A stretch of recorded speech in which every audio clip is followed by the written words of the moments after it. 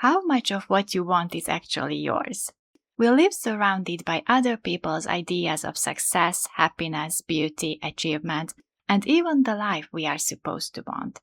But how do we tell the difference between a desire that comes from within us and one we have simply learned to desire?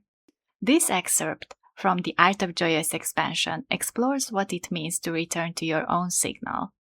Returning to your true signal, discovering what is actually yours. Once the current identity begins to loosen, your attention is no longer fully occupied with maintaining what has been, and a more relevant question can finally come into focus. What is actually true for me now? This is an essential shift because identity change is not only about releasing what no longer fits, but also about recognizing what is genuinely yours to move toward. For many people, this question brings hesitation rather than immediate clarity, because much of what we have learned to want has been shaped by external influence. Your brain is highly social. It naturally learns what to value, pursue, and avoid by observing others, a capacity that once supported survival by helping us move with the group when it mattered most. That mechanism is still active. In neuroscience, this is described as automatic goal contagion. From an early stage, we are exposed to models of success, approval, and value. We observe what is rewarded, what is admired, and what is considered meaningful. Over time, the external signals begin to blend with our own preferences, and this creates a mixture of desires. Some are genuinely yours. Others were absorbed from your environment, your upbringing, or the constant exposure to other people's lives. As a result, you can pursue something for years, achieve it, and still feel that something is missing. You were moving toward a goal, but not necessarily your goal. So it is key to return to your own signal. You cannot shift into a new identity with clarity if the direction itself is unclear.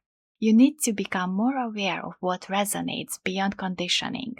There is a difference between what feels impressive and what feels genuinely meaningful, what looks valuable and what feels alive when you consider it. The new story has to be written in your own terms, otherwise you will simply recreate a different version of misalignment. Begin by filtering. Start noticing what genuinely resonates when external influence is no longer leading the process. Creating moments of inner quiet is essential, because when your attention is no longer absorbed in reacting or maintaining, it becomes available to perceive something new. This may happen by sitting quietly, walking in nature, or writing without trying to reach a conclusion. The goal is not to force clarity, but to allow it. From this more open state, you can begin to ask different kinds of questions.